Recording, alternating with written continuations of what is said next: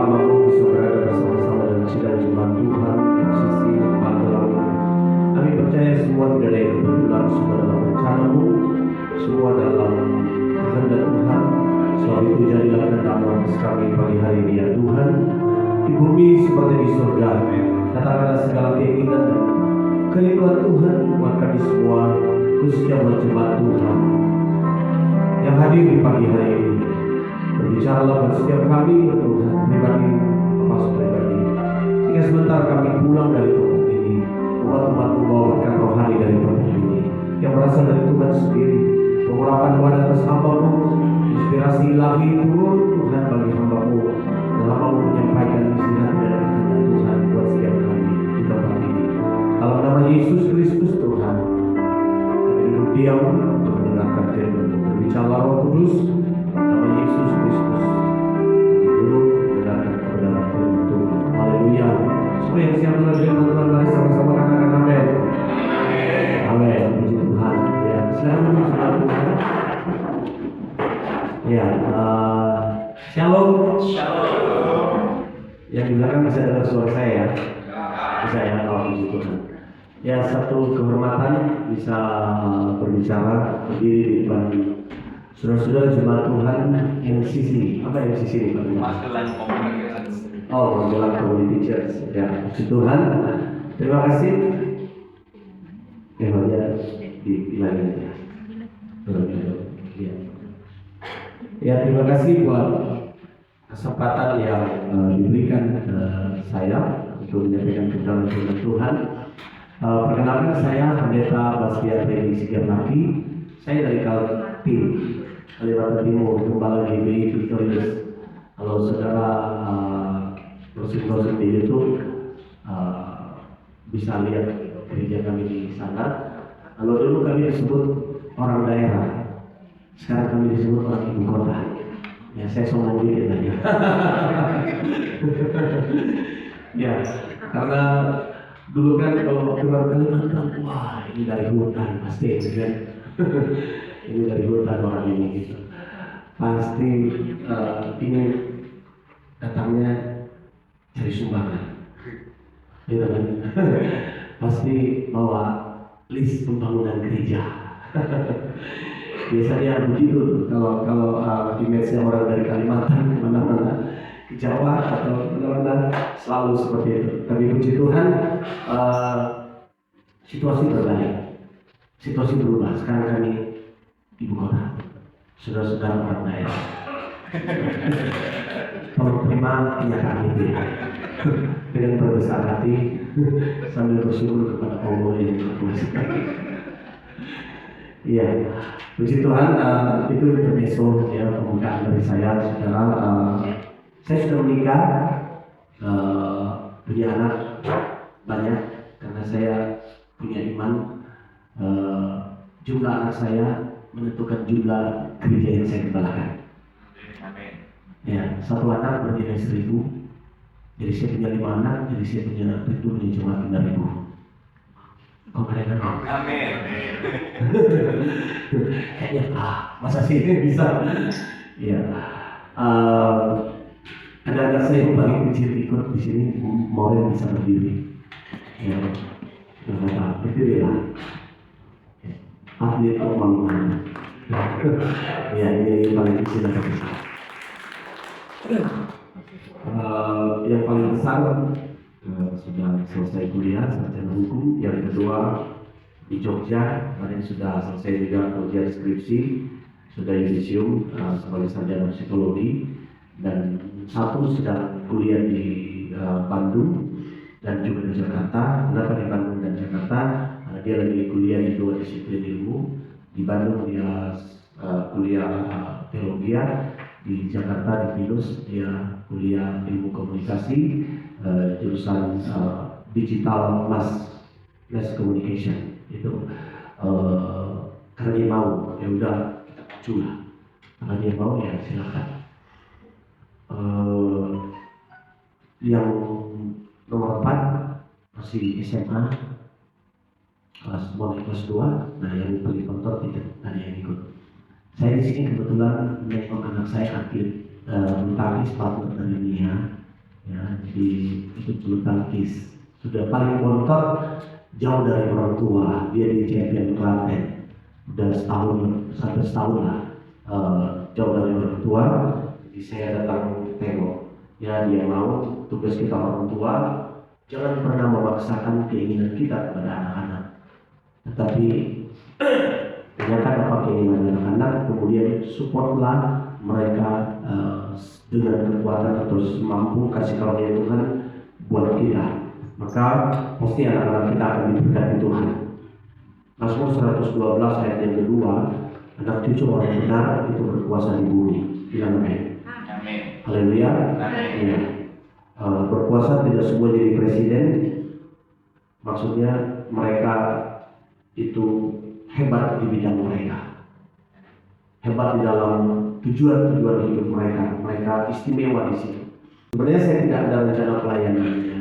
Saya juga bukan hamba Tuhan yang suka kemana-mana itu cari pelayanan. Saya tidak suka.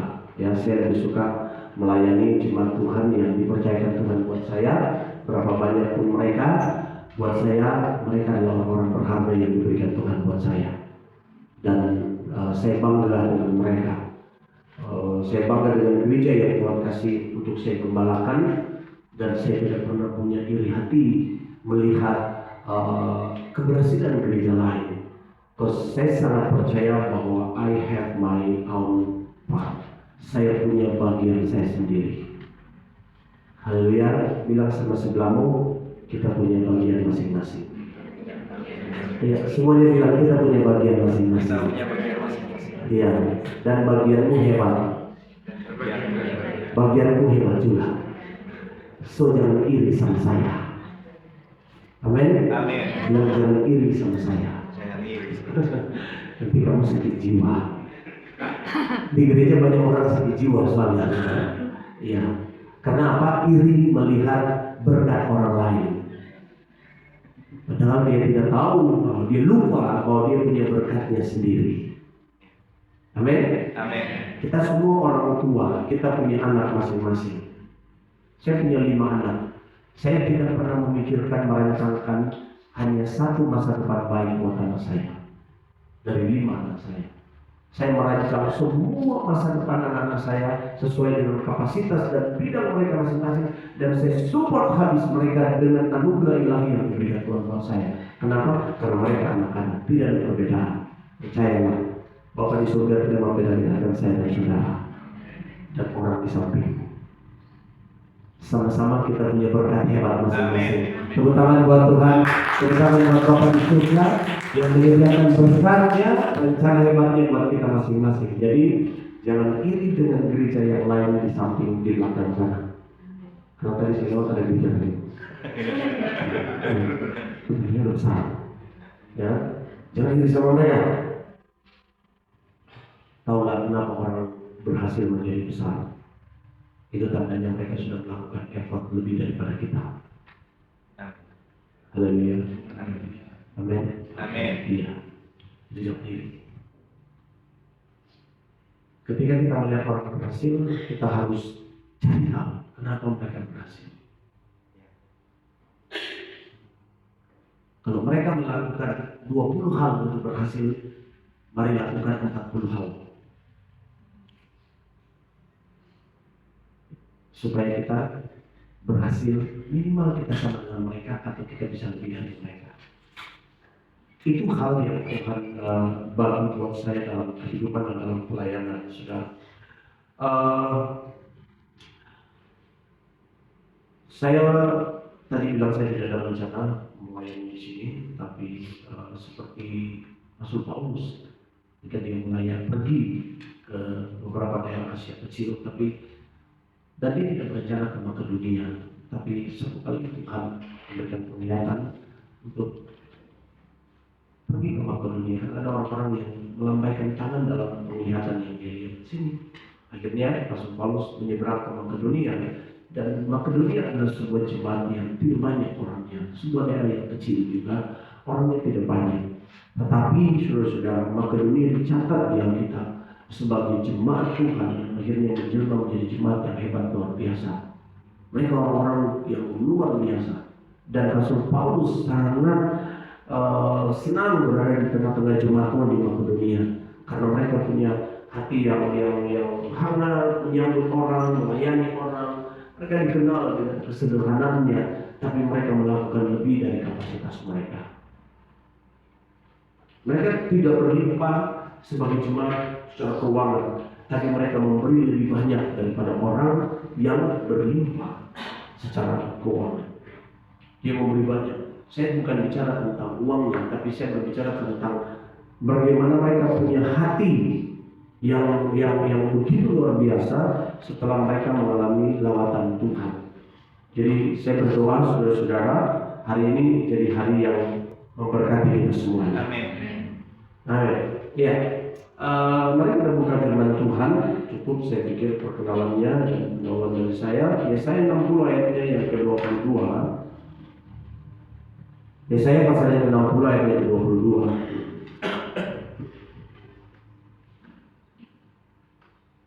Kitab Yesaya adalah kitab profetik, ya, kitab nubuatan. Banyak kalimat-kalimat yang ditulis di sana itu merupakan satu gambaran dari rencana Tuhan bagi umatnya di masa depan. Dan ketika orang Israel mempercayai pesan-pesan yang disampaikan oleh Nabi Yesaya, maka mereka melihat banyak hal hebat dalam kehidupan mereka. Yesaya 60 ayat yang ke-22. Boleh buka kitab saudara semua. Saudara dapat bilang amin. Amin. Boleh kita baca sama-sama ya, dengan hitungan yang ketiga dengan suara keras. 3, 2, 1. Yang paling kecil akan menjadi kaum yang besar. Yang paling lemah akan menjadi bangsa yang kuat. Aku Tuhan akan melaksanakannya dengan segera pada waktunya. Yang setuju bilang amin. Amin. Yang mau jadi besar bilang amin. Amin. Haleluya. Amin. Amin. Sama-sama bilang dengan saya mau jadi besar. Ayo lakukan tindakan profetik hari ini. Sama-sama bilang, saya mau jadi besar. Haleluya. Amin. Sampai mau jadi besar, boleh katakan saya pengen lihat kalian yang pengen menjadi besar. Iya. Audrey Rooney, seorang jurnalis terkenal di Amerika, saudara-saudara. Nanti sudah bisa browsing lah, tahu dia siapa. Intinya dia seorang jurnalis, wartawan yang sangat banyak mempengaruhi orang-orang Amerika. Suatu kali dia menulis quote seperti begini: semua orang ingin berada di gunung, tetapi kebahagiaan dan pertumbuhan yang sebenarnya adalah ketika engkau mendaki gunung itu. Semua orang itu pengen di atas. Semua orang berjuang untuk menjadi besar. Semua orang berjuang untuk menjadi hebat. Semua orang yang dulunya bukan siapa-siapa, semua punya impian, semua punya keinginan untuk menjadi besar.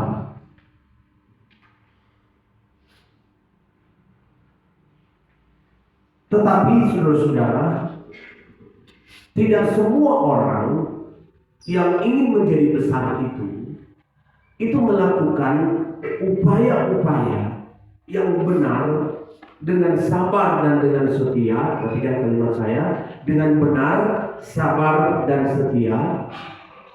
Karena biasanya kita melakukan sudah benar, tapi tidak sabar. Sudah tidak sabar, tidak setia lagi. Akhirnya apa? Mereka tidak pernah sampai di puncak. Karena tidak sabarnya, walaupun langkah-langkahnya sudah benar, tapi tidak sabar, tidak setia. Kalau saya membuat ilustrasinya begini, satu kali Tuhan bilang sama malaikat Gabriel, Gaby, lalu Tuhan dan malaikat candaan, itu kan panggilannya itu, Gap. Ya, kenapa teman? Oh, ini bilang, sorry, saya lupa kenapa. Sama yang benar, teman. Salah? Oh iya, oke. Oh, kirimkan berkat buat Oi. Dia sudah seharusnya ini waktunya buat dia terima apa yang dia rindukan. Oke, siap Tuhan. Malaikat langsung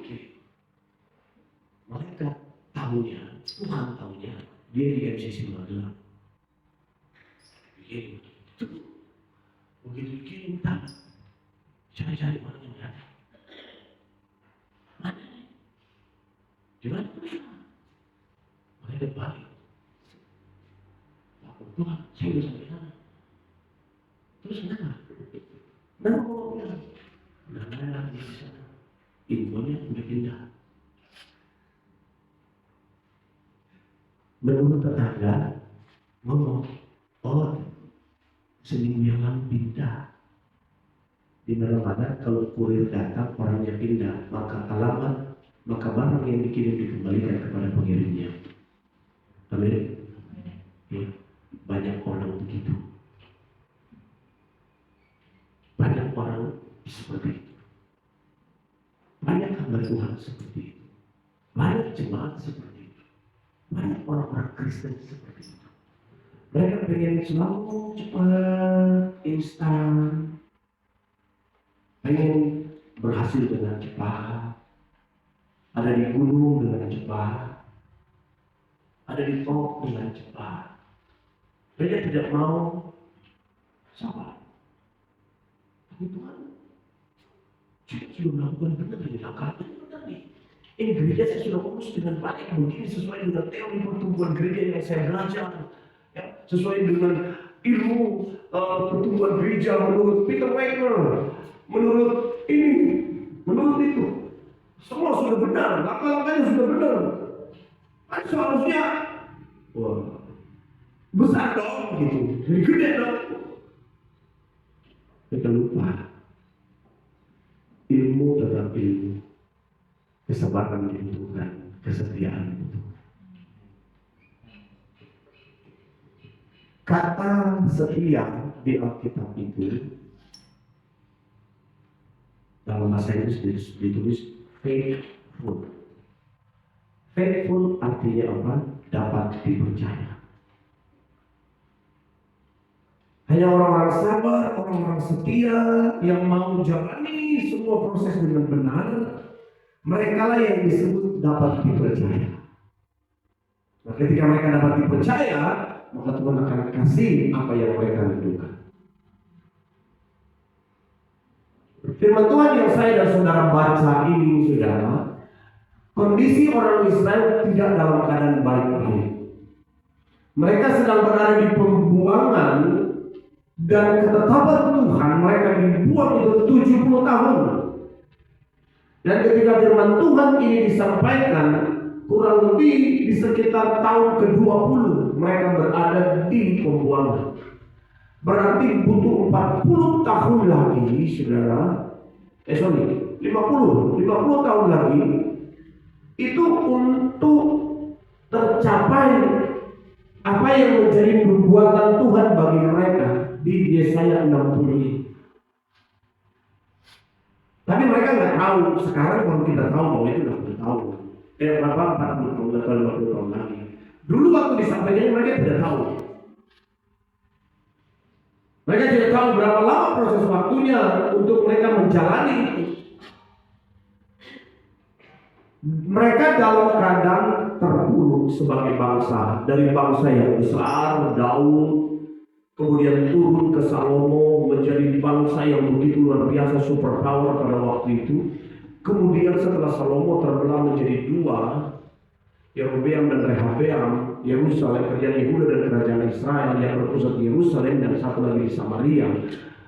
Kemudian akhirnya menjadi makin lama kerajaan Israel dan Yehuda menjadi kerajaan lemah, kecil, hancur mereka. Puncaknya karena mereka hidup di dalam dosa, puncaknya Tuhan mengirim Nebukadnezar untuk menghancurkan mereka. Habis-habisan semua dibakar, tidak ada apa-apa. Hancur-hancuran. Kondisi perekonomian hancur, kondisi kepolitikan negara semuanya hancur. Sampai mereka disebut sebagai stateless, bangsa yang tidak punya negara, tidak punya tanah. Ada sebagai komunitas atau kelompok manusia, ada orangnya, jumlahnya ada, tapi tanahnya tidak ada, pemimpinnya tidak ada, negaranya tidak ada. Mereka menjadi bangsa bodoh. Itulah kondisi bangsa Israel di Babelonia. Dan dalam kondisi yang begitu terpuruk seperti itu, saudara, firman Tuhan datang buat mereka. Yang paling kecil akan menjadi kaum yang besar. Dan yang paling lemah akan menjadi bangsa yang kuat. Aku Tuhan akan melaksanakannya dengan segera pada waktunya. Dalam kondisi terpuruk seperti itu, saudara-saudara, orang Israel dikasih tahu seperti itu juga. Paling mereka mikir, masa iya? Masa bisa? Gak mungkin saya seperti ini. Gak mungkin kita seperti ini. Bagaimana bisa kita menjadi besar? Kita belajar dan waktunya. Kita negara tanah jadi waktunya. Kita ini negara jajahan, bagaimana kita bisa menjadi besar? Bagaimana kita bisa menjadi hebat seperti yang Tuhan sampaikan, seperti Nabi Yesaya sampaikan. Sementara sekarang saja kondisi kita ini seperti ini.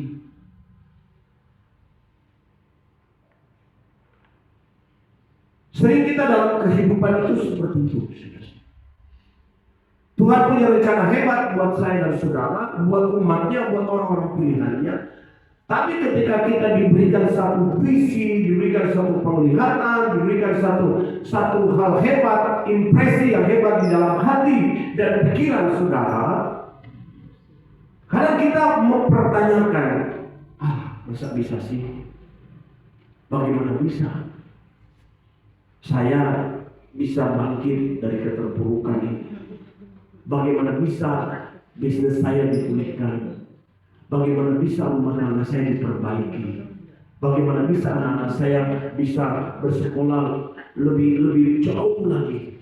Saya kan miskin, saya nggak punya apa-apa, saya nggak punya uang.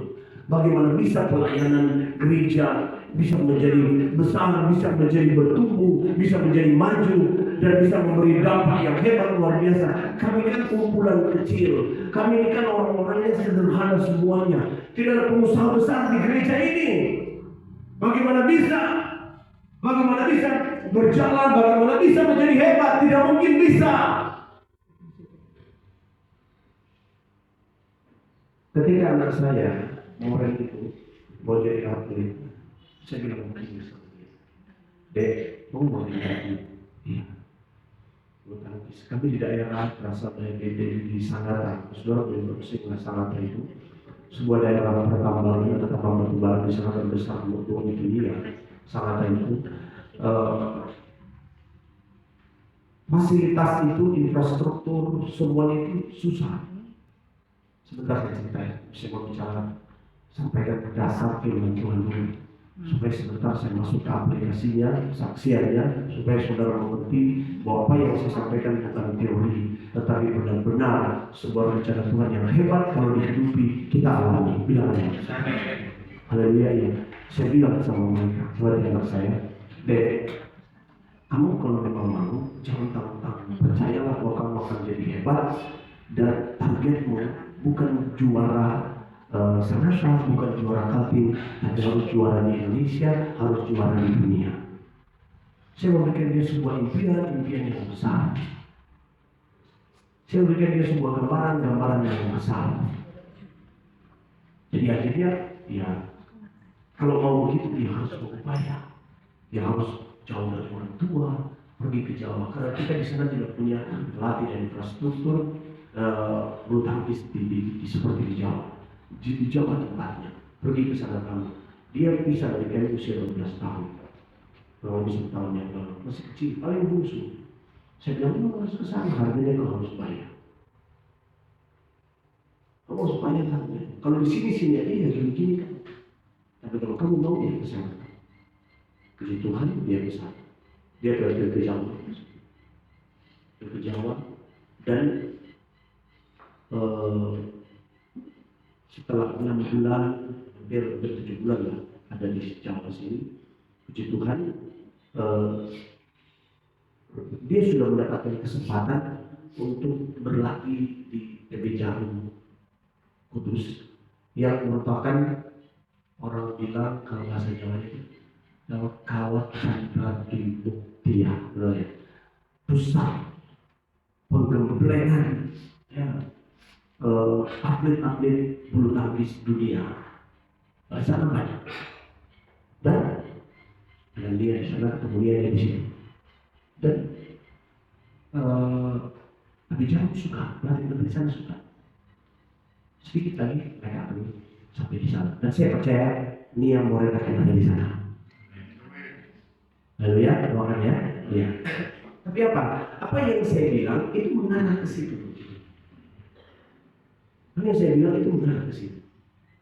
Ketika dia pulang Desember lalu dia pulang ke rumah dan malam-malam dia berdoa. Saya tidak tahu apa dia berdoa. Malam-malam dia berdoa begini sambil nangis dia bilang, Tuhan, benarkah jalan hidupku ini di bulu tangkis? Sambil nangis dia berdoa. Saya nggak tahu sih, benarkah Tuhan jalan hidup ini di bulu tangkis? Tidak salahkah? Sudah jauh-jauh dari orang tua. Dia pulang kan, Natal pulang. Besoknya setelah malamnya dia berdoa begitu, besoknya latihan di klub lokal di sana untuk jaga kondisi. Saya antar, baru saya duduk di golf. Saya terima telepon dari klubnya di Klaten, kayaknya telepon, Pak Pendeta, mulai mana? Saya dia sama saya lagi latihan. Oh iya, balik ke Klaten ya. Jarum barusan telepon saya, cari anak cewek 2011 dan saya merekomendasikan Morel.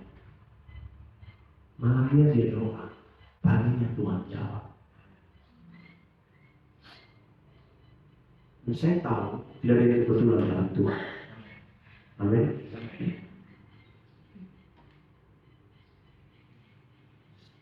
Dari yang kota yang tidak ada apa-apanya, tanpa fasilitas, dia sedang berada di jalan yang benar sekali. Tapi belum selesai. Semua sedang berproses. Kalau berhenti sekarang, tidak setia, tidak sabar, maka apa yang sebenarnya Tuhan sudah jawab, bilang sama dia, kan dia doa minta kan? Itu sudah kasih. Semua sedang berproses. Kalau kamu tidak sabar, kamu tidak setia, kamu tidak akan dapat. Karena kenapa kita tidak menjadi sabar dan setia? Karena kita suka melihat keadaan. Mata kita ini suka melihat yang di depan mata kita. Aduh, gimana sih cuma begini? Pemain musik juga cuma satu. Gimana? Kalau nggak bisa maju, kita ibaratnya juga di sekolah kayak begini. Pak Pendeta, kemarin kali-kali bilang, Pak Pendeta, maaf ya, itu kami ibadahnya sederhana ya, tempat sederhana begini-begini. Saya bilang, Pak Pendeta, saya ini orang Kalimantan. Jangan bicara fasilitas dengan saya. Saya terbiasa tidur di hutan. Saya terbiasa tidur dengan saya ini orang misi. Saya katanya beberapa minggu lalu, Koden kayak di sini ya. Itu orang tua orang saya. Saya biasa, saya orang misi. Saya masuk ke pedalaman-pedalaman, tidur di jalan, tidur di tanah, di rumah-rumah jemaat di kayu. Saya tidur di lantai untuk membantu melayani mereka. Saya bilang biasa buat saya itu. Karena apa? Saya itu udah terbiasa tidak menilai orang berdasarkan apa yang saya lihat di depan mata. Alkitab bilang, Rasul Paulus bilang kepada jemaat Tuhan di Korintus, manusia rohani dia tidak menilai segala sesuatunya berdasarkan hal secara jasmani. Kita ini manusia rohani, bilang amin. Haleluya. Iya. Kalau saudara mau lihat hal hebat, tapi saudara masih pakai cara-cara jasmani, saudara tidak akan lihat apa-apa.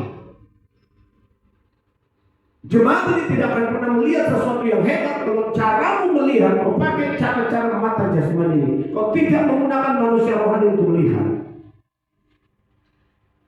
Saudara bisa melihat melampaui apa yang kelihatan di depan mata. Itu yang saudara belajar lihat, bukan fasilitas seperti ini. Orang Israel, aduh gimana bisa itu jadi besar seperti itu? Kami bangsa jajahan, kami nggak punya rumah, kami budak di sini. Kami ini miskin di sini, makan pun kita susah. Boro-boro punya mimpi besar untuk menjadi besar. Tetapi saudara-saudara, ini itu rencana Tuhan. Ini itu maunya Tuhan buat bangsa ini. Kalau Tuhan mau, saudara, Tuhan punya rencana, tidak peduli infrastruktur apa, sumber daya apa yang saudara punya. Kalau Tuhan kasih kita visi. Saya sangat percaya Tuhan akan kasih kita provisi. Bilang amin. Haleluya. Amin. Kalau Tuhan kasih kita satu kerinduan di hati, sebuah impresi, satu keyakinan yang lahir dari kedekatanmu dengan Tuhan, saudara-saudara, jalani itu dengan setia. Percayalah, yang kecil akan menjadi besar. Saya sangat percaya, saudara-saudara, kalau saudara dengan setia terus ada di sini, saya percaya, ya, bagaimana ini modal besar. Amin. Amin. Saya pikir orangnya sedikit. Ini udah lebih dari cukup untuk menjadi besar. Amin. Amin. Tepuk tangan buat Tuhan. Ini udah lebih dari cukup untuk menjadi besar. Saya memulai pelayanan itu, ya Pak dengan semua jemaat. Saya mulai pelayanan itu hanya 1 kakak setengah. Kenapa setengah? Karena setengahnya janda. Kalau setengah kan itu kakak.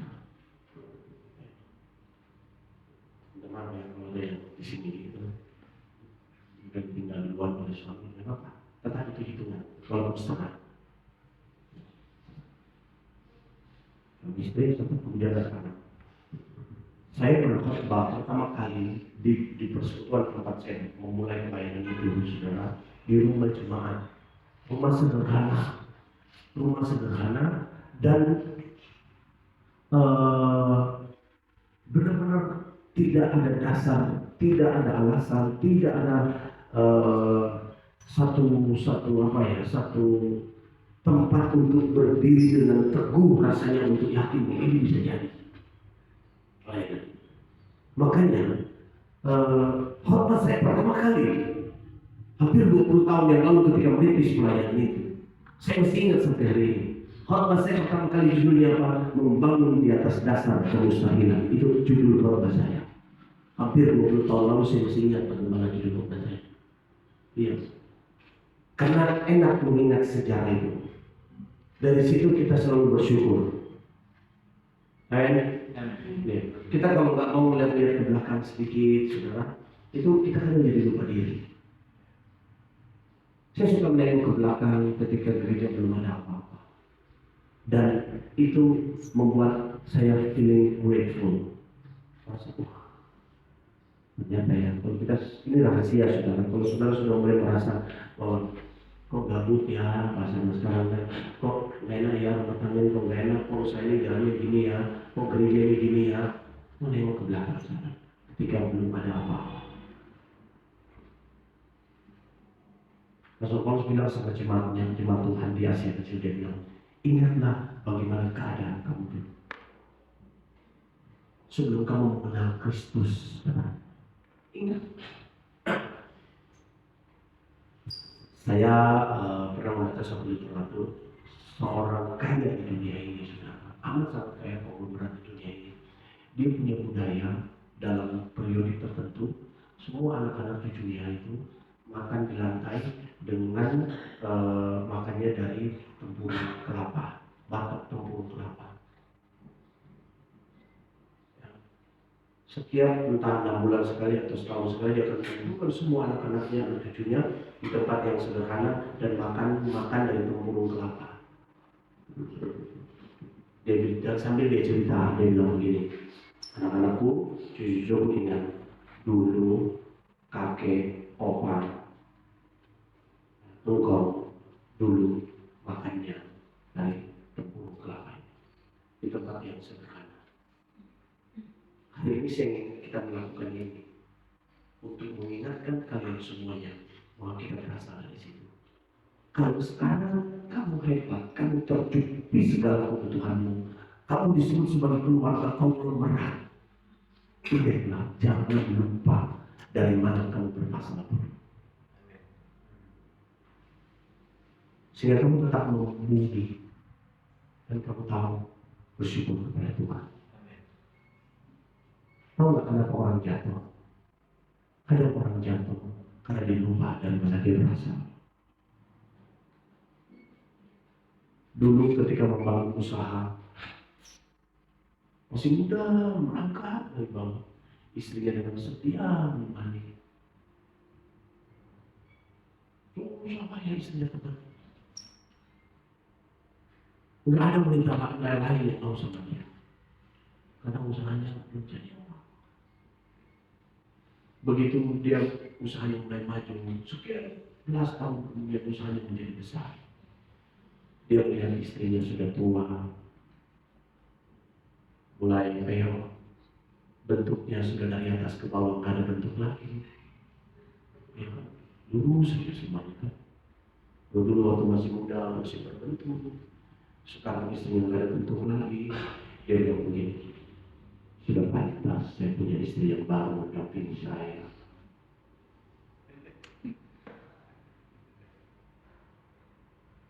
Masa pengusaha besar jalan sama istri model ini, harusnya beda dong. Kalau tadi kalau bapak gimana?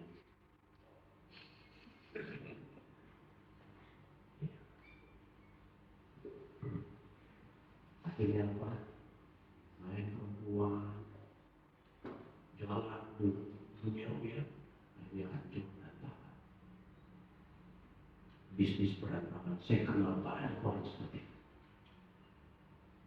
Banyak orang. Kadang-kadang lupa diri.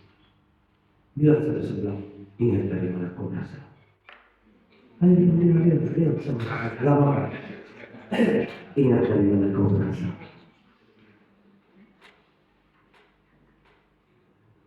Kita tetap akan ada di top ketika kita sabar, setia, dan selalu ingat dari mana kita berasal. Kembali. Ingatlah 20 tahun ke depan sekolah ini. Foto ini. Lihat ini muka-muka orang hebat yang menyertai. Jangan lupakan mereka ketika nanti gereja MCC sudah menjadi gereja yang besar. Amin. Haleluya. Amin. Dan saya rindu jika kehendak Tuhan, jika Tuhan menghendaki, suatu saat saya balik di sini, saudara-saudara, ini ada semua di sini, kemudian ada semua masih ada bagian dari sini, maksudnya sini MCC, bukan di sini lagi ya. Sini MCC maksudnya ya. Kemudian orangnya sudah lebih banyak dan sudah punya gedung sendiri. Amin. Haleluya. Amin. Saudara, kakak-kakak kalau saya ngomongnya, maaf. Salah satu karunia yang Tuhan kasih buat saya adalah karunia profetik. Ya, saya nggak berprofit dulu. Hei, dua kalau kamu aja begini, saya nggak. Itu dukun. Ya, itu dukun. Jangan percaya itu. Itu dukun. Ya. Tapi ketika saya sudah berbicara tangkaplah. Maka perkataan membangun yang saya katakan. Karena saya berbicara di sini atas nama Tuhan. Ya. Dan saya selalu menyampaikan perkataan perkataan sekarang. Tuhan ketika mau mengerjakan rencananya buat kita, saudara, Dia tidak melihat keberadaan kita, Dia tidak melihat sumber daya apa yang kita punya, tetapi Dia membangkitkan satu perasaan, satu keyakinan untuk mempercayai bahwa Tuhan yang sanggup mengerjakan buat kita. Ketika keyakinan kita didasari pada sumber daya yang saudara punya, modal yang saudara punya, resources yang saya dan saudara punya, maka saudara bisa berhasil. Tapi hanya sampai seperti ini kalau kita menggunakan ukuran tinggi. Tapi ketika saudara belajar untuk melihat resources yang dipunya Tuhan, saudara, sumber daya yang dipunya Tuhan, maka saudara tidak akan terpengaruh dengan keadaan apapun juga. Saudara melihat apa yang Tuhan mampu kerjakan, bukan apa yang saudara mampu kerjakan. Kesalahan terbesar kita karena kita selalu berorientasi pada apa yang mampu kita kerjakan, bukan melihat dan berorientasi pada apa yang Tuhan mampu kerjakan. Kenapa Yesaya bicara bahwa kau pasti akan menjadi bangsa yang besar? Dilihat dari sumber daya yang mereka punya tidak memungkinkan untuk mereka bisa menjadi bangsa yang besar kembali. Tidak memungkinkan. Tetapi Yesaya sedang berbicara bahwa yang melakukannya bukan kamu, tapi Tuhan sendiri akan melakukannya buat kamu. Amin. Dia bilang Tuhan akan melaksanakannya. Jadi tidak ada manusia di situ, tidak ada sumber daya jasmani di sana. Tuhan yang mengerjakannya. Karena memang Tuhan merencanakan seperti itu. Apa memang benar? Tuhan itu merencanakan kami ini, umat pilihannya itu menjadi hebat, mulia, besar. Saya kasih lihat ayat-ayat firman Tuhan buat saudara. Ulangan 28:13. Ketika orang Israel akan masuk, ini ayat biasa saudara suka ucapkan. Mereka suka ucapkan dalam doa. Tapi kan tidak banyak orang yang benar-benar memperhatikannya dan menjadikannya sebagai satu fondasi dalam kehidupan ini, tempat berdiri dengan kuat, platform untuk berdiri dengan benar di situ. Ulangan 28:13 bilang, Tuhan akan mengangkat engkau menjadi kepala dan bukan ekor. Bilang amin. Kalimatnya tidak berarti di situ, tapi di Quran. Dia bilang, engkau akan tetap naik. Ye shall above only. Kamu hanya akan tetap ada di atas. Bilang amin. Ini rencana Tuhan disampaikan kepada bangsa Israel sebelum mereka masuk ke tanah Kanaan. Mereka belum punya apa-apa di situ. Status mereka budak 400 tahun kurang lebih di Mesir. Dan Tuhan keluarkan bangsa ini, saudara, di bawah kepemimpinan Musa. Musa memimpin mereka. Dan menjelang kematian Musa, Musa mengingatkan mereka tentang apa yang harus mereka lakukan. Komitmen-komitmen mereka dengan Tuhan Musa ingatkan. Tetapi tidak hanya sekedar mengingatkan tentang komitmen-komitmen yang harus mereka jalankan dengan Tuhan. Tetapi Musa juga menyampaikan sebuah janji dan rencana Tuhan bagi mereka. Di Ulangan 28 ini. Bahwa kamu akan menjadi bangsa yang kuat. Kamu akan ada di atas lebih daripada bangsa-bangsa yang ada di sekitarmu. Tuhan akan mengerjakannya buat kamu. Adakah sumber daya dari mereka pada saat itu? Tidak ada. Mereka tidak punya apa-apa. Tidak ada modal, tidak ada apa-apa.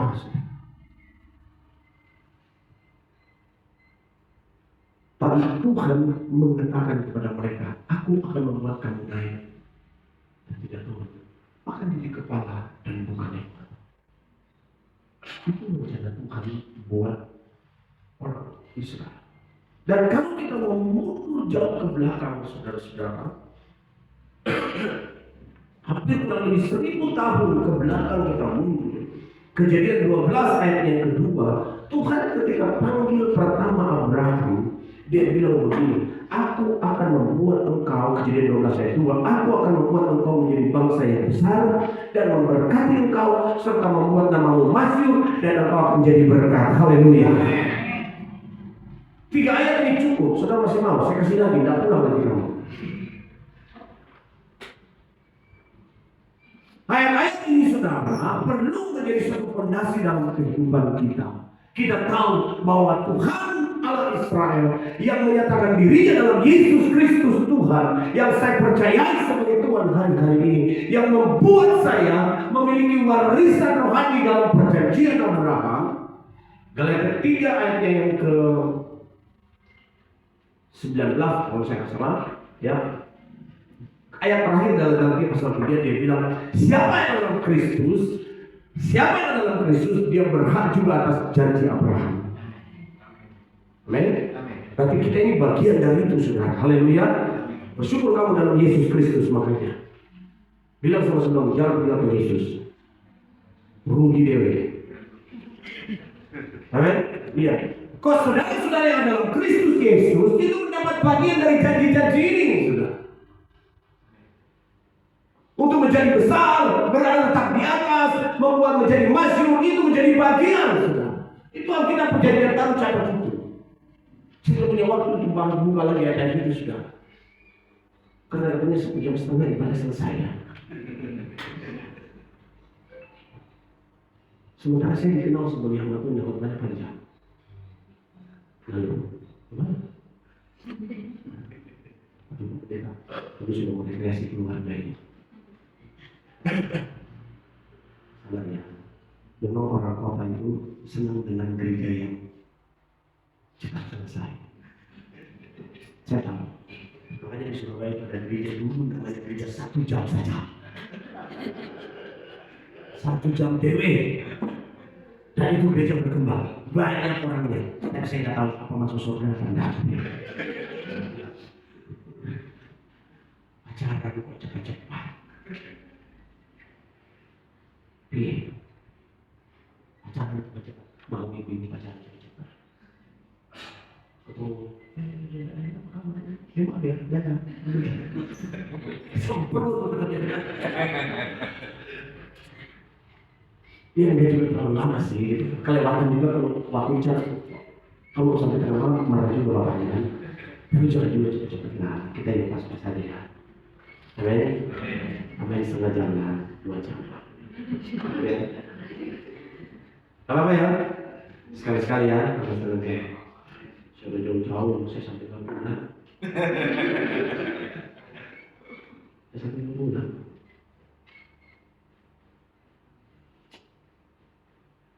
Tuhan punya rencana itu buat kita.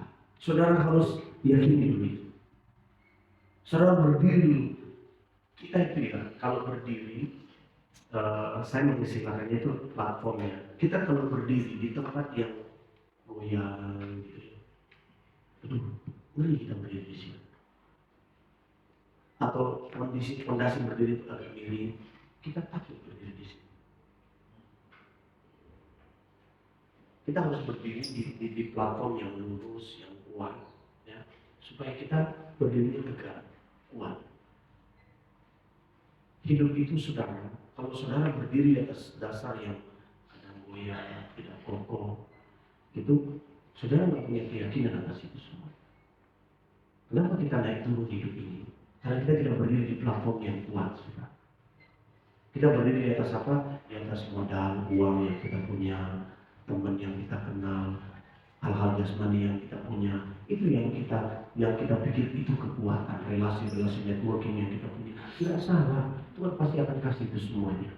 Tapi jangan pernah berdiri mendasari apapun yang kau kerjakan di atas hal-hal yang mudah goyah. Uang itu mudah goyah, saudara. Amin. Aset itu mudah goyah, nilainya aja turun naik. Emas itu turun naik nilainya. Kalau saudara mendasari semua yang saudara mau bangun dengan itu, pelayanan bantu, saya boleh suka berusaha hebat pasti berhasil. Pasti mantap ini gereja ini. Pasti berhasil gereja ini. Pasti jadi besar gereja ini. Amin. Gereja butuh uang. Haleluya. Saya setuju dengan saya bahwa gereja butuh uang. Amin. Dulu yang sedih loh butuh uang. Emangnya pergi ke toko, Pak, ini tempat saya ingin bekerja ya sampai. Enggak. Berbukin mana kan? Iya. Ini keyboard ini. Iya. Kita butuh ini. Jadi mana? Semua kita butuh. Tapi ingat, kita nggak boleh berdiri di atas itu semuanya. Saudara harus berdiri di dasar yang kokoh, namanya Yesus Kristus Tuhan. Tuhanlah dasar berdiri saudara.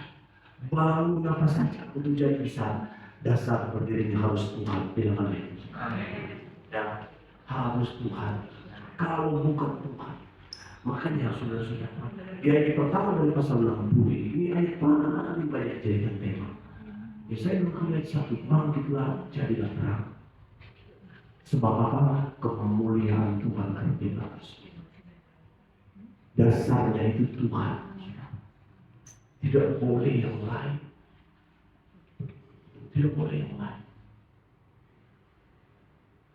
Mau berhasil dalam bidang apapun juga Tuhan harus menjadi betul-betul sumber kita.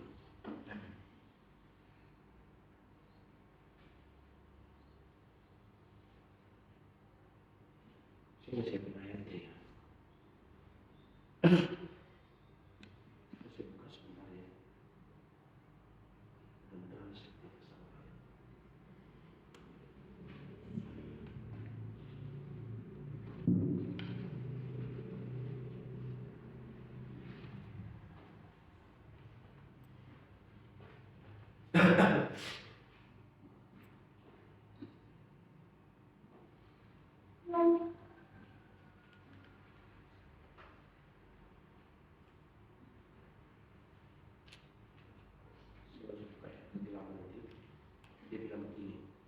dia yang tidak menyayangkan anaknya sendiri,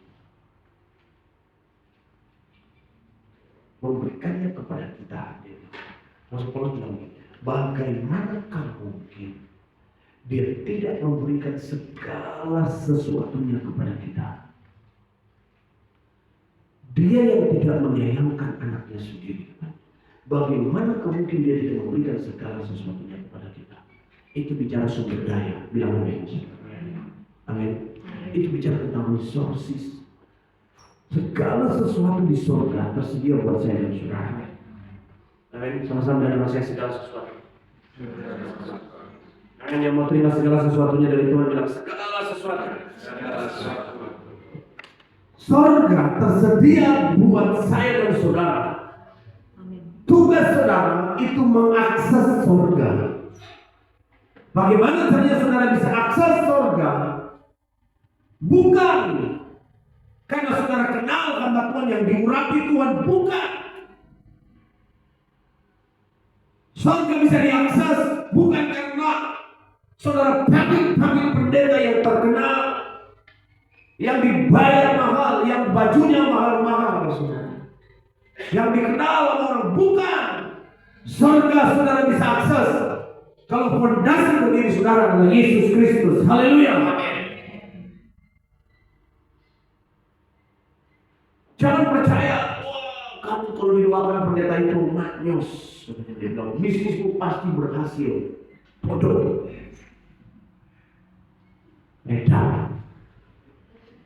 Kita yang kadang suka dibodoh-bodohi, saudara.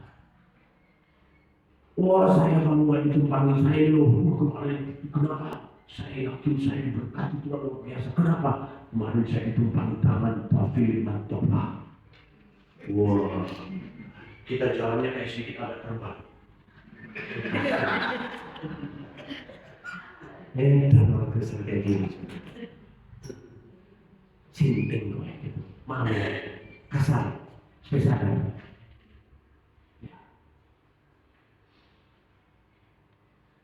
Itu jasmani semua, orang-orang itu jasmani semuanya. Oh, saya kalau nggak dibahas sama Bapak terdiri betul senior dan kenanya saya di pertobatan dan kajian. Dan orang Kristen gila, yang merubah saudara, merubah pikiran. Saya kalau minum air berjamun dari Tiberias ini kesentuh. Goblok. Maaf. Fondasi berdiri Yesus Kristus bukan perumpamaan tangan manusia. Dan saya paling tidak suka datang ke gereja berdoa orang-orang. Sebentar tidak ada altar pun. Jangan berharap pada altar manusia. Jangan berharap.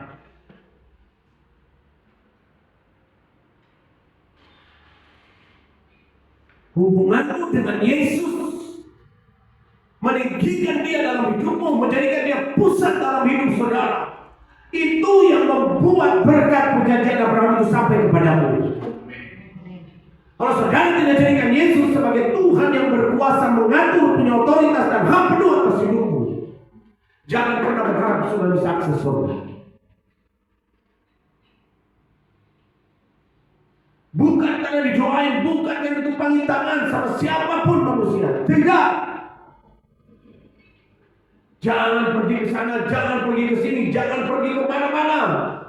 Di rumahmu, dimanapun kau berada, di kantormu, di gerejamu yang sederhana sekalipun, kau bisa akses surga di dalam Yesus Kristus Tuhan. Wah, usaha. Wah, ada usaha datang, saudara ke situ gitu. Saudara kemana? Wah. Kemuliaan, kata kemuliaan itu sudah dalam bahasa Ibrani itu kavod. Artinya apa? Eksistensi, keberadaan dari Tuhan sendiri, pribadi Tuhan sendiri, kehormatan dan kemuliaan Tuhan sendiri, dirinya sendiri. Itu yang harus diupayakan gereja yang hadir di sini, bukan modal uang dan pengusaha besar. Gereja bertumbuh menjadi besar kalau ada Tuhan di situ. Bilang amin. Gereja bertumbuh menjadi besar kalau nama Yesus Kristus Tuhan ditinggikan. Pasti tempat ini bongkar menjadi besar. Haleluya. Sama-sama ngomong Yesus Kristus.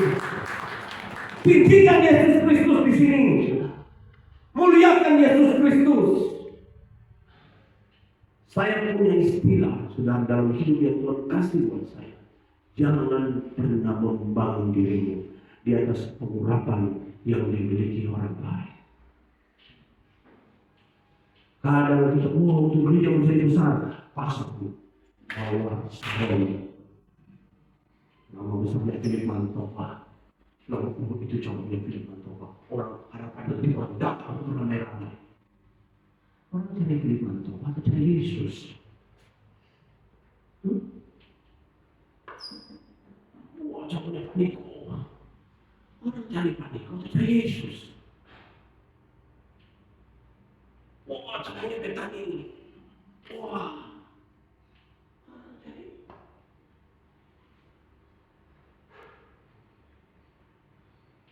Yang besar cari Yesus. Siapa sebenarnya yang kita cari?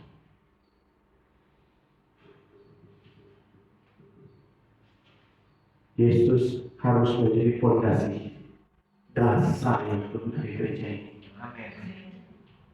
Kalau bukan Yesus, waduh, kalau saudara ada pengusaha ini support kita, wah, itu pengusaha nanti, banyak pengusaha, itu karena dia pikir uangnya yang bikin gereja itu, suka-sukanya nanti di gereja itu. Malah dia kepada sini pengusahanya, saya tidak maaf, saya sudah bertobat dan berdoa diberkati Tuhan. Amin. Bukan berarti pendeta juga suka-suka di gereja, enggak. Kan harus ada tembus gereja kan? Ya ada tembus gereja kan? Tembus gereja membantu pengembangan untuk gereja. Tapi biasanya harus Yesus. Karena Yesus. Kafir itu kemuliaan Tuhan itu kalau ada saudara di suatu tempat yang sederhana. Sekali gereja besar di London, Inggris, sekitar tahun 90-an. Itu mengalami titik jenuh yang luar biasa. Mereka gereja besar dengan infrastruktur yang sangat hebat, saudara. Gedung besar, sound system, alat-alat musik, mahal-mahal semuanya. Satu kali jemaat mengalami kejenuhan yang luar biasa. Musik masih bagus, present musik masih mantap, WL-nya masih mantap. Tetap orang-orang pemain musik itu semua profesional semuanya. Nggak kalah dengan band-band ini. Semuanya bagus semua. Tapi jemaat sedang mengalami kejenuhan. Ada apa ini? Akhirnya apa? Pemimpinnya bilang begini, kita keluarkan semuanya sumber daya dari gereja. Tidak boleh ada alat musik yang mewah, tidak boleh ada infrastruktur yang mewah. LED apa segala macam, semuanya lepaskan semuanya.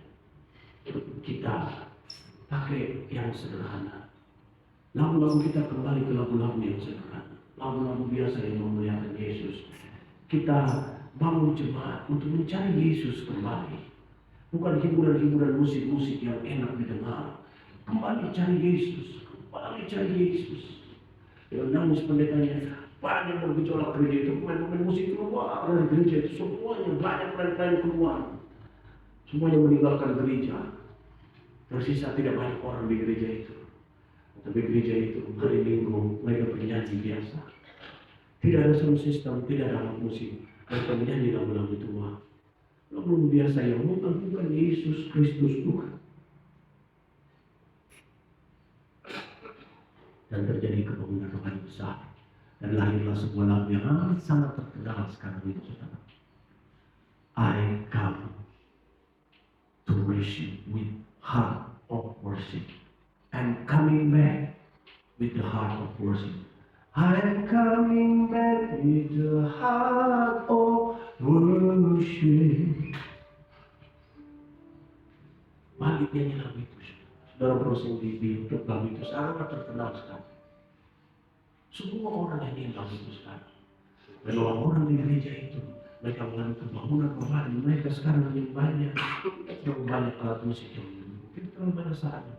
Tapi kita kalau pengen menyembah, mereka nangis di hadapan Tuhan. Bukan nangis karena ingat utang yang belum dibayar. Bukan nangis karena mengingat tagihan kartu kredit. Bukan nangis karena mengingat tagihan bank yang mau jatuh tempo. Bukan nangis karena kehilangan suami. Bukan nangis karena persoalan-persoalan lain. Tapi mereka nangis karena mereka mengasihi Yesus. I'm coming back to the heart of worship. It's all about you. It's all about you, Jesus. I'm coming back to the heart of worship. It's all about you, Jesus. Kan kita fokusin semua tentang Yesus. Amin. Ini bukan tentang kita toh. Gereja ini kan bukan tentang kita kan. Gereja ini bukan tentang apa. Gereja ini bukan tentang menyenangkan kita. Kenapa orang-orang cari gereja yang besar dengan banyak fasilitas? Kos mereka pengen nyaman. Mereka mau duduk di kursi yang enak, yang bisa dimajuin ke belakang, sambil mendengarkan khotbah. Dan dalam beberapa waktu kadang ada yang menjadi amin. Kenapa? Karena orang pengen nyaman. Kalau dia bukan kita dia memang butuh kenyamanan. Kita memang butuh kenyamanan. Tapi jangan ganti sumber daya. Kita datang mencari Tuhan karena kita cari fasilitasnya. Saya mau gereja ini kembali cari Yesus. Amin. Amin. Mungkin musiknya seberat.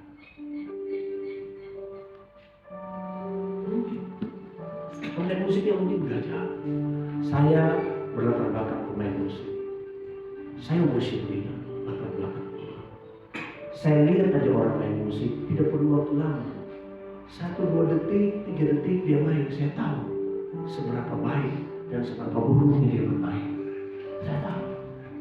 Tapi dengan baik-baik. Tuhan tidak cari orang musik yang bagus.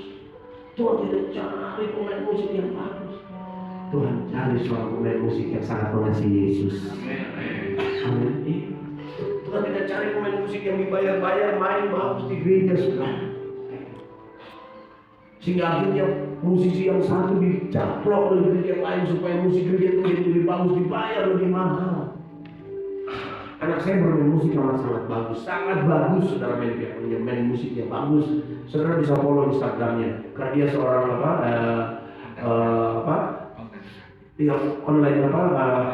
online kreator ya, konten kreator di bidang musik. Dan dia sekarang brand ambassador dari Casio Indonesia, Kairos Musik Indonesia. Itu orang Kristen yang punya. Anak saya itu brand ambassador di situ. Kasih muda yang sekarang lagi sekolah kita. Ya, main musiknya amat sangat bagus. Semua musisi dunia dan musisi nasional follow dia. Ya, ikutin. Dari tempat yang kecil dan terpencil, yang tidak dikenal dulu, tidak ada di peta. Tapi sekarang dia ada di tempat yang tinggi itu. Di tempat yang tinggi. Orang-orang di Jakarta tahu dia main musik sama gereja kami. Tak bayar 10 juta satu bulan ya. Tak bayar. Gaji semua fasilitas ada pokoknya. Kamu tinggal main aja. Alat-alat musik bagus semua ditawarin. Kali-kali dia bilang, gimana? Saya bilang, nah.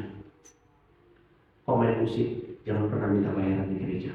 Karena semua yang kamu punya keahlianmu sekarang itu kasih karunia Tuhan. Dan sekarang dia main musik melayani gereja di Jakarta dan Bandung, tempat ketua sinode GPI ordinari. Dia main tanpa dibayar di sana. Dia main tanpa digaji di sana. Saya mulai Yesus atau kamu mau cari Yesus? Tapi apa? Apakah dia tidak diberkati? Dia diberkati luar biasa. Dia diberkati jadi brand ambassador. Saudara tahu semua alat musik mahal-mahal dikirim oleh Casio Indonesia ke dia. Dia punya 5 keyboard mahal, produk-produk Casio terbang diberikan dikirim semua secara free ke dia. Nilainya hampir 50 juta, 60 juta. Keyboardnya sudah dikirim sama dia. 5 keyboard digital piano, synthesizer, semuanya produk-produk Casio semua dikirim sama dia.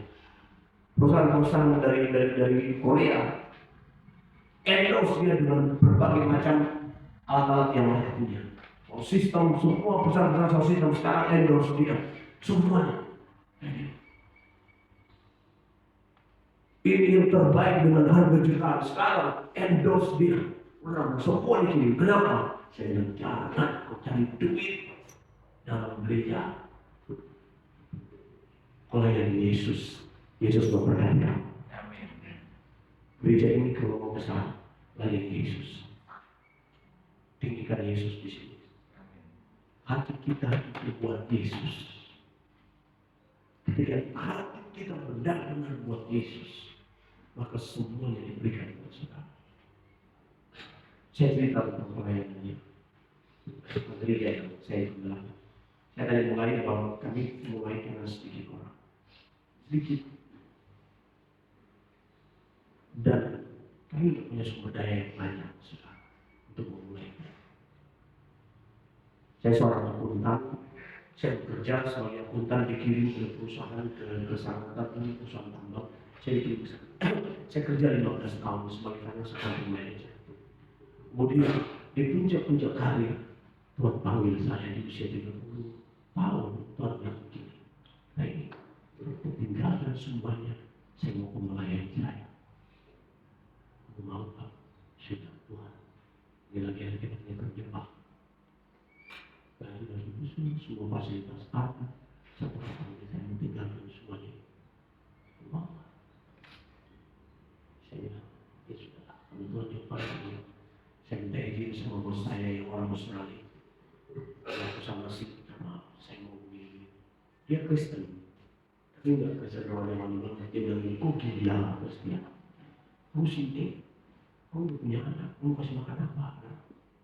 Hari bunda saya mau diganti, saya bilang, kamu yakin? Ya, karena Tuhan Yesus panggil saya. Ya nanti sekolah apa? Saya mau sekolah di Malang. Terus gimana gini aja deh? Kamu bisa nggak saya mau sekolah bolak-balik, kamu tetap bekerja? Terus pulang. Kamu tetap bekerja? Ya kalau kamu kasih ya bisa lah. Ya sudah, kamu kerja. 4 tahun saya kerja. 4 tahun saya sekolah di Malang. Bilang saya hanya satu saya 4 tahun. Bukan 6 bulan dapatnya 1 teologi. Bertobat ya. Bertobat. Kalau ada orang yang bilang, Pak ini ada 3 bulan S1 sarjana teologi. Oh, setan itu setan.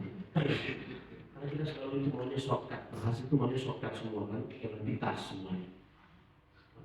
4 tahun saya bolak-balik, dan puji Tuhan itu yang saya bilang, Tuhan kalau kasih visi, dia kasih provisi.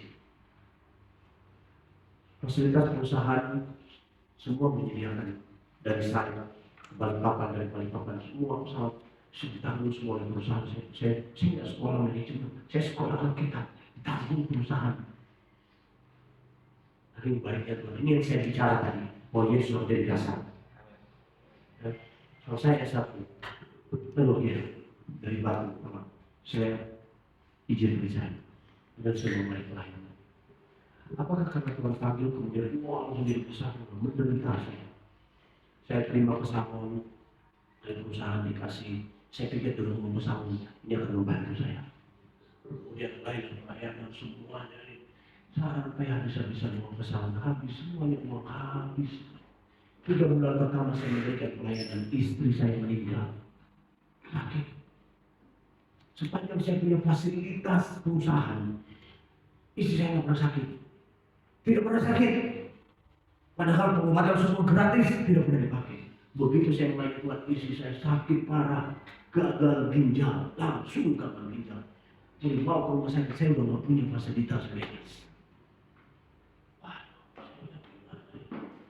Setelah itu apa? Meninggal. Semua orang bilang begini, itu salah jalan. Itu salah jalan. Salah bagian, salah melakukan hidupnya. Akhirnya, setelah itu apa? Semua usaha saya yang saya bangun, semuanya hancur berantakan.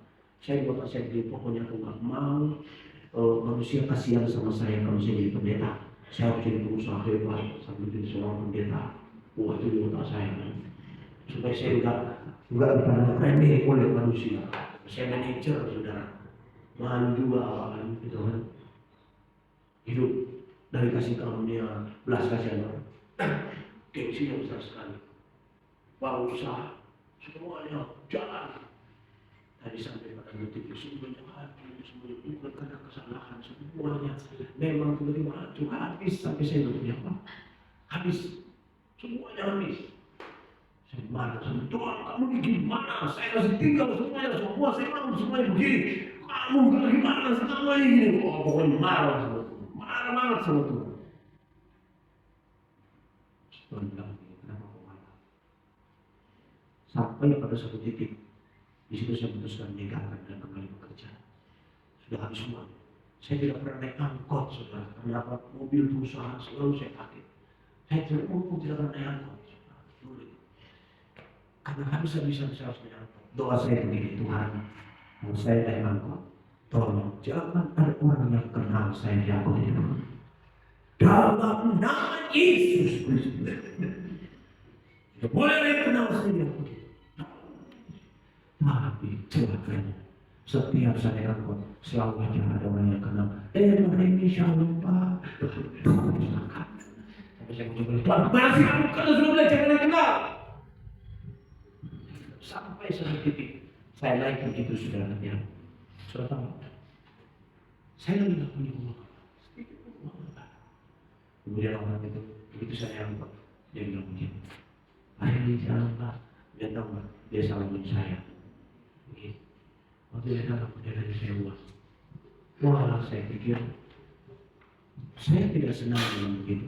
Muka saya merah, padahal malunya luar biasa.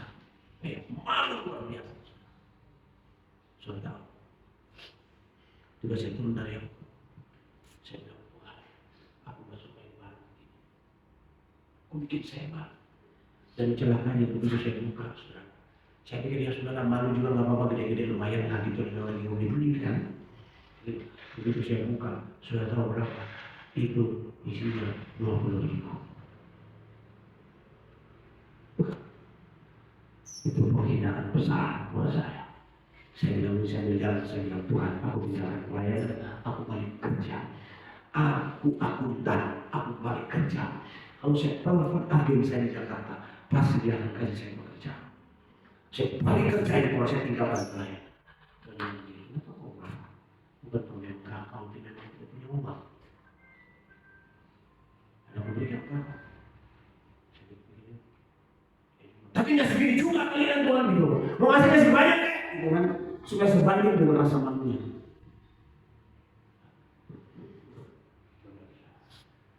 Itu belajar saya tentang rendah hati di situ. Kesombongan saya dipangkas habis sebagai seorang manusia di situ. Ya teman-teman, kau masih sombong, kamu hilang pada kita. Kalau kau masih angkuh habis-habis, tetap Tuhan akan proses. Itu bagian dari proses untuk naik di gunung. Bilang aja. Berarti Tuhan bising semuanya lagi belum tidak punya apa-apa. Sampai akhirnya saya kebal, muka saya jadi tebal, nggak tahu malu lagi sudah. Ya, bukan malu ini. Maksudnya nggak ada kesombongan lagi. Tuhan, aku naik apa? Aku naik apa? Kita salah. Udah ketemu orang yang apa? Udah nggak ada no feeling, no hard feeling lagi, nggak ada apa-apa lagi. Dulu, begitu saya nggak punya perasaan malu lagi, nggak pernah ketemu orang kenal itu sudah. Kalau lihat cara Tuhan itu ngajarin kita. Sampai akhirnya pulang pelayanan. Terus ini proses luar biasa. Dilempari bangkai, dikasih kepala kucing yang ditebas ketika lagi ibadah di rumah, dilempari. Ini bagus Pak, nggak ada halangan apa-apa. Lempari sampah, dibuang di teras sementara dulu ibadah. Orang marah. Ibadah kita sewa buku, bayar buku, sebelum bayar nggak bisa dipakai. Waktu ibadah kalau nggak bisa dipakai. Sampai akhirnya punya pelayanan susah banget. Kita susah juga, semua susah. Saya sudah mau tinggalkan pelayanan. Sebenarnya saya mau tinggalkan istri saya bicara sama istri saya. Gimana istri saya yang kasih itu gimana? Dan tinggalkan pelayanan dia juga sosial sarjana ekonomi. Saya juga akuntan. Bilang gimana? Kita kerja. Ya udah, oke kita kerja. Kita tinggalkan pelayanan. Saya sudah cari orang gimana pelayanan ini. Dia teruskan saya tinggalkan. Saya balik ke Jakarta. Nah susahnya, udah susah. Ini orang yang berlanjut semuanya tapi susah sekali. Akhirnya ketika doa saya bilang masih kita doa lagi, saya doa kita doa. Besoknya saya ajak ngomong sebenarnya. Saya bilang ada dua pilihan. Ada dua pilihan. Satu, kita ke Jakarta, kita kerja kembali cari kerja. Kedua tahun kemudian kan Tuhan kasih saya, jadi saya hebat. Satu, kita balik ke Jakarta, kita kerja, secara ekonomi kita pasti akan pulih. Kedua, kita tetap melayani di sini. Kita akan pulih ekonomi kita di sana. Kita tidak akan kekurangan, tapi kita sedang tidak melakukan kehendak Tuhan. Di sini kita akan susah. Kalau kita bertahan di sini kita akan susah, sulit. Tapi kita sedang melakukan kehendak Tuhan. Pilihannya. Tanya sama saya, apapun pilihan saya. Dan saya bilang, syukur. Makanya perlu dapat pasangan yang tepat. Amin. Haleluya. Ya. Perlu dapat cari istri yang tepat. Saya hanya kita berdoa. Kemudian saya bilang begini. Saya memilih pilihan kedua. Biar susah, tapi sedang melakukan kehendak Tuhan. Biar susah, tapi sedang melakukan kehendak Tuhan. Ingat Gembala, biar di sini, tapi sedang melakukan kehendak Tuhan. Itu penting. Ketika Tuhan menemukan, Tuhan lagi sedih, menemukan Daud. Samuel lagi sedih, Tuhan temukan Daud. Tuhan bilang apa sama Samuel? Samuel jangan sedih. Because I have found someone. Someone will do all of my will. Seseorang yang akan melakukan semua kehendakku. Daud pilih saya. Yang dicari Tuhan itu satu orang yang sangat mengasihi dia. Kedua orang yang mau melakukan kehendak. Walaupun fasilitas terbatas. Begitu isi saya bilang, oke kita jalan kita berlayar, jalan terus. Saya dikasih Tuhan hotel bintang 4 pertama dibangun di kota Sanada. Dibangun. Saya lagi jalan-jalan, itu lagi dibangun. Hati saya itu, kenapa itu hotel kok buat saya dibangun gitu. Semua kali saya. Ya. Kemudian ketika hotel sedang bangun, saya menunjuk dia dan bilang begini, cepat-cepatlah kamu selesai. Karena kalau kamu selesai nanti saya akan pakai untuk ibadah. Itu ngomong gitu aja, kemudian saya pergi saya jalan karena lagi olahraga lebih jalan. Gitu. Karena saking susahnya cari tempat umum kita bayar nggak boleh. Singkatnya saudara, ketika hotel itu selesai dibangun, saya pas bayar umum mau pakai tidak bisa dipakai. Saya keliling cari jalan di mana tempat ini dan Tuhan bawa saya di depan hotel itu yang sudah beroperasi lama. Ya. Kemudian Tuhan bilang masuk ke situ. Saya lagi benar-benar habis, sudah punya uang untuk berantakan kremos lah istilahnya di situ pak motor. Tuhan bilang masuk ke situ.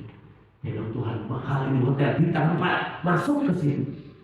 Dan saya masuk, saya ketemu manajer dan tanya berapa ruangan boleh dipakai. 1 kali pakai 8 juta. Wah, saya bilang sama Tuhan apa? Mahal. Mana bisa kita memakai ini 1 kali pakai 8 juta? Uangnya dari mana? Kesel. Tapi sudah Tuhan tahu apa? Saya dapat informasi ternyata yang punya hotel itu ada Tuhan di Samarinda. Nah, saya dikasih nomor teleponnya. Zaman itu masih SMS. Kemudian saya SMS lah, saya cerita, Pak, saya pendeta ini, saya kembali di BI Victory Sangatta, saya mau pakai hotel Bapak. Tapi saya sudah ketemu manajer Bapak. Harganya mahal, kerja nggak sanggup bayar. Terus dia bilang begini, nggak ada balasan. Saya tunggu 1 malam, nggak ada balasan. Saya lagi orang kaya susah menghubungi. Ya, nggak ada balasan. Besok paginya jam 10 pagi, handphone saya berdering, kering. Ya, selamat pagi, shalom Pak, shalom. Saya bisa ketemu dengan Pak Pendeta ini. Oh iya saya sendiri. Pak, saya cincin kemenangan dari owner Hotel Royal Victoria Sangatta. Saya disuruh telepon Bapak. Om saya suruh telepon Bapak dan kasih tahu gereja silakan pakai hotel itu untuk ibadah, bayar berapa pun yang dimampukan gereja bayar. Utama Tuhan Yesus. Itu awal saya mulai melihat keberadaan Tuhan yang luar biasa. Dan di situ kami 10 tahun bayar suka-sukanya. Mulai ibadah di situ pelayanan bertumbuh, makin menjadi besar, makin menjadi besar. Satu kali kami ibadah di hotel itu, saudara, datanglah seorang ibu yang sederhana masuk di gereja, beribadah sederhana sekali. Ya, makanya jangan pernah menilai orang secara jasmani. Nah, kalau seorang ibu beribadah, berdoa, selesai ibadah dia bilang begini, Pak Pendeta, gereja sudah punya tanah atau tidak? Saya bilang belum, kita belum punya tanah, makanya masih ibadah di hotel ini. Oh, oke. Mau nggak ke rumah saya, Pak? Bisa berkunjung ke rumah saya. Sederhana, Pak. Maaf, sederhana sekali. Tampang miskin. Jujur aja, tampang nggak punya apa-apa. Bajunya lusuh, Pak, tanggal gereja itu. Tapi puji Tuhan, saya tidak menilai orang secara jasmani, dalam mata jasmani. Saya pergi ke rumahnya, saya kunjungi rumahnya. Begitu saya sampai di rumahnya, dia bilang begini, Pak, saya punya tanah di saya, nama sana, kota sana, 6 hektar. Di sana 7 hektar, di sana 24 hektar, di sana 7 hektar, di sana 12 hektar, di sana 10 hektar. Ternyata dia baru pulang dari Australia. Suaminya dulu manajer di PT Kaltim Primopol di situ, manajer tambang di situ, nikah sama dia dan pergi ke Australia. Dan hari itu dia pulang hanya untuk melihat tanahnya saja. Dan dia tampangnya biasa, namanya memang bule gitu, saudara. Kalau kita orang Indonesia kan kita tampang duluan, kita tunjukkan kan. Padahal isi kita nggak ada. Iya kan? Iya. Nah ini dia tampang ada apa-apa, padahal di Australia dia punya 2 hotel, saudara. Kemudian dia bilang begini, ketika saya di gereja tadi, Tuhan menggerakkan saya untuk memberikan tanah saya 1 hektar buat gereja. Saya pergilah, diajak, ayo Pak ikut saya, pergilah saya.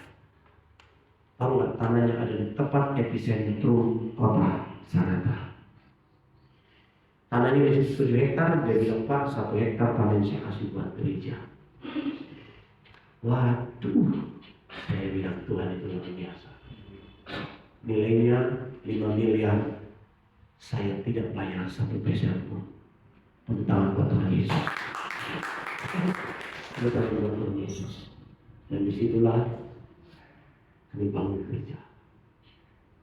Zaman COVID semua gereja tidak produktif, kami bangun gereja. Karena Tuhan kasih tanahnya 2007, 2018 akhir. Ya, 2017, 2018 akhir Tuhan kasih tanahnya. 2019 kami pancang tiang pertama. Semua pembesar kota datang, bupati, datang wakil bupati, kodam, kodim, polres, semuanya datang. Tuhan kumpul semua hari itu di depan mereka dipancang oleh bupati. Kami nggak punya uang, kami nggak punya banyak uang, gereja nggak punya banyak uang, tapi bangunan itu sudah menghabiskan anggaran 4 miliar lebih sekarang, saudara. Sudah berdiri. Tahun lalu kami mulai beribadah di sini. Kita nggak punya uang. Kita nggak punya uang. Sekarang jemaat untuk ukuran kota kecil itu, saudara. Sekarang kita setelah 20 tahun dari kecil menjadi salah satu gereja yang paling bertumbuh di kota. Paling bertumbuh, paling diberkati. Dan sekarang pemerintah kalau ngomong sama gereja panggil saya. Kita yang dulu tidak dikenal orang. Bupati mau bicara untuk orang Kristen, manggil saya. Tapi baru gereja tanpa uang pemerintah. Gereja sekarang berdiri, kita lagi bangun lebar 30, panjang 40 dengan seluruh tempat duduk. Saudara, kita lagi bangun sekarang, ya separuh sudah jadi, kita pakai di pada, tinggal separuh pengembangan di belakang. Kemudian ibu itu yang tadi kasih 1 hektar, kemudian dia bilang, Pak Pendeta, saya kasih 1 hektar lagi buat gereja. Di sebelahnya, persis di sebelahnya, yang jadi gereja punya tanah 2 hektar, nilainya 10 miliar. Tepuk tangan buat Tuhan Yesus Kristus. Haleluya. Itu Tuhan yang mengerjakan, Yesus yang mengerjakan, saudara.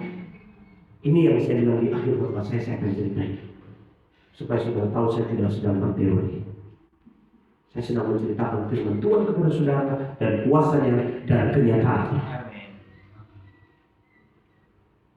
Kalau saudara menjadikan Yesus saudara, saudara melayani Yesus baik-baik, saudara setia, sabar, saudara akan melihat kemuliaan Tuhan.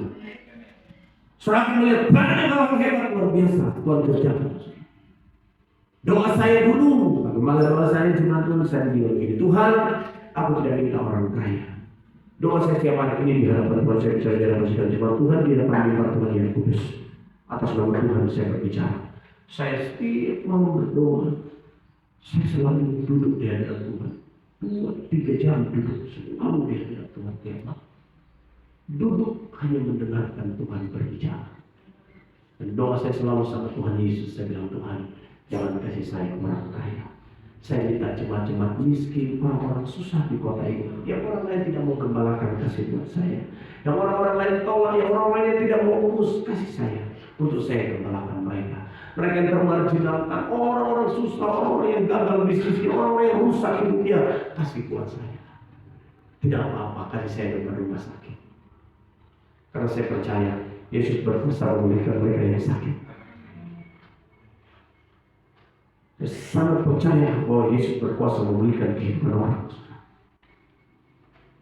Dan doa saya, kalau Tuhan kasih saya mereka, saya melayani mereka dengan tulus, saya mendoakan mereka, saya mengubah hidup mereka dan mengajarkan mereka nilai-nilai kerajaan surga.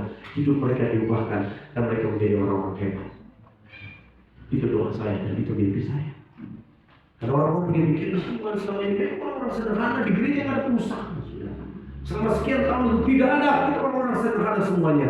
Tapi surga menyediakan segala sesuatu yang mereka.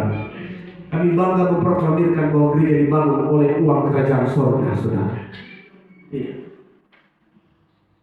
Berdiri dengan nilai miliaran, saudara, menjadi salah satu terbesar gereja di sana saat itu. Kami diberikan buat anugerah Tuhan yang luar biasa karena kami menjadikan Yesus Kristus sebagai Tuhan. Bukan atas dasar pengurapan orang, bukan atas dasar nama besar seorang, bukan. Tapi Yesus Kristus Tuhan. Kami punya banyak aset luar biasa sekarang. Yang Tuhan kasih gereja itu luar biasa. Sekarang saudara, gereja didatangi oleh orang-orang besar. Dokter-dokter yang diberkati Tuhan datang dikirim ke gereja. Manajer-manajer perusahaan dikirim ke gereja. Saudara, sekarang orang-orang hebat, pimpinan-pimpinan di pemerintahan datang dikirim Tuhan ke gereja. Saudara, saya minta orang-orang miskin, Tuhan kasih orang-orang hebat. Dan orang-orang yang sederhana itu masih dengan kami sampai hari ini. Tapi Tuhan memperlengkapi gereja juga dengan orang-orang yang siap memberkati gereja. Makanya saya mau bilang, kalau Yesus ditinggikan, sumber daya manusia jangan takut. Sumber daya jasmani Yesus pasti sediakan. Kami mengalami dalam pelayanan. Gereja bertumbuh sekarang menjadi gereja yang sangat diberkati dan banyak menjadi contoh bagi gereja yang ada di sana. Kalimantan Timur orang tahu gereja apa. Dia tahu gereja tahu sekali. Tuhan memberkati hebat luar biasa. Kenapa? Yang kecil bisa jadi besar. Haleluya.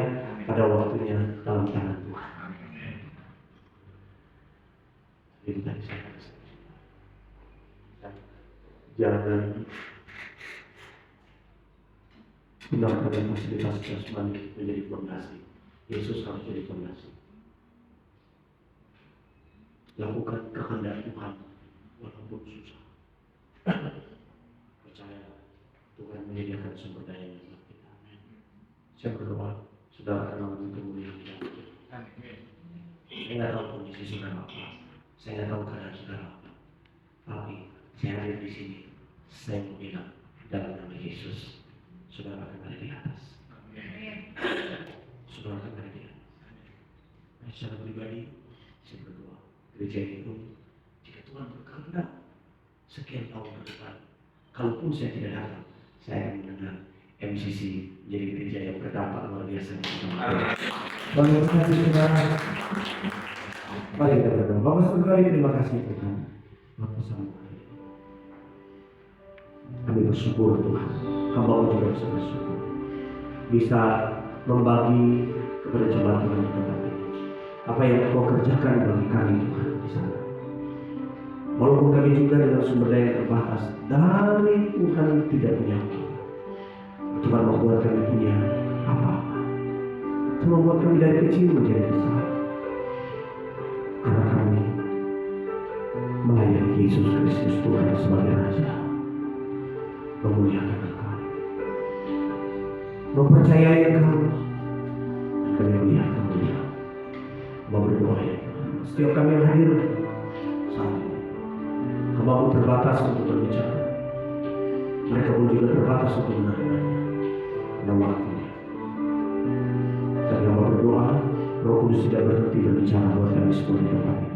Buat pelayanan ini hamba berdoa, Engkau memberkatinya dan membuat berhasil menyediakan dengan cara Tuhan yang ajaib segala sesuatu yang dibutuhkan melalui diri.